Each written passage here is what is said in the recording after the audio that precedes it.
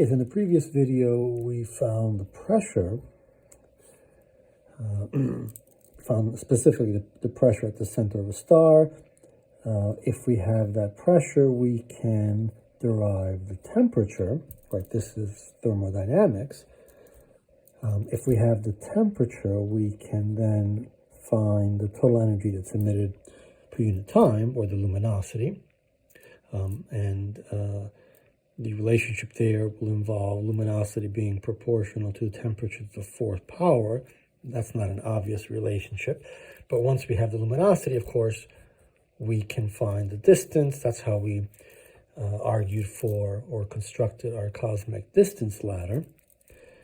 Figure out how big the universe is, how far things are.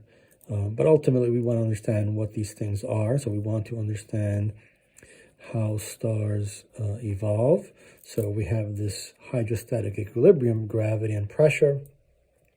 It depends on the fuel that's there. And we'll figure out how we can see that stars will become, white dwarfs, neutron stars, black holes, so on, Cepheid variables, where supernovae come in, and so on, as a result of the forces that balance a star and when they come to an end. So let's assume an ideal gas law, just for simplicity, to get a sense of this project between the pressure and the temperature moving along in this direction. Of course, if the pressure satisfies the ideal gas law, then we have that.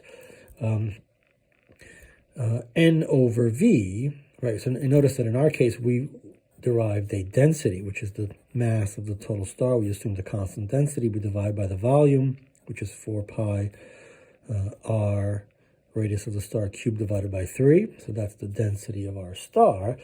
And so we want to try to get this thing in terms of density. And we can do that by noticing that the total number of molecules divided by the volume times the mass of each molecule. That'll give us the density.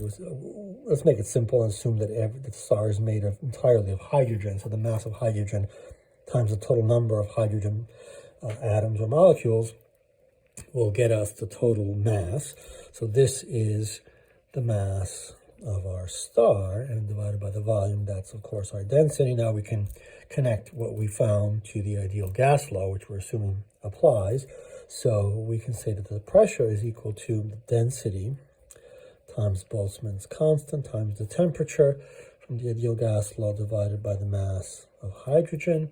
And that gives us, using this, 3 mass of the star, Boltzmann's constant times the temperature divided by 4 pi radius cubed mass of hydrogen. Okay, so we want to use this to find the temperature at the center of a star. And so we found in the previous lecture that the pressure at the center of a star, assuming a zero pressure at the edge of the star, is 3g mass of the star squared over 8 pi r to the fourth. And so we'll set that equal to this pressure from the ideal gas law. And so we'll say that the center of the star has this being equal to the same thing, but in terms of temperature.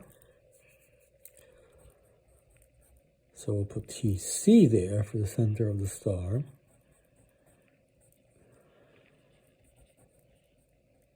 Right, number of simplifying assumptions here just to illustrate the calculation. And so what we get from this is that the temperature at the center of the star ends up being Newton's constant times the mass of the star times the mass of hydrogen, which we've assumed makes up the star, over 2 Boltzmann's constant times the radius. Let's put some numbers in here.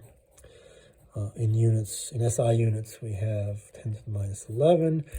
The mass of the star, let's assume that it's got the mass of the sun. Let's use parameters that we're familiar with.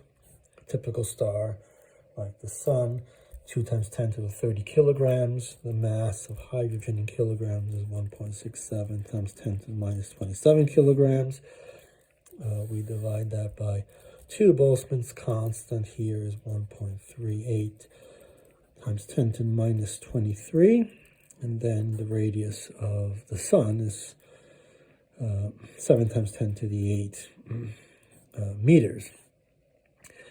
This will give us approximately up here, right, we're 30 minus 27 minus 11 times 6.67. That's 1.67. 7 times, this is roughly 7 times 1.67. What does that give us? This, well, this is a factor, there's a factor of 2 there, and then we add up those coefficients. 10 to the minus 7 over 2 times 7 times 1.38. I don't know, that's a factor of 10, let's say, 10 to the 1, times here we have a 10 to the minus 15, and that gives us 0.1 times 10 to the 8 Kelvin, which is 10 to the 7 Kelvin, and the actual temperature at the center of the sun is more like twice that factor. So we are at least in the right ballpark.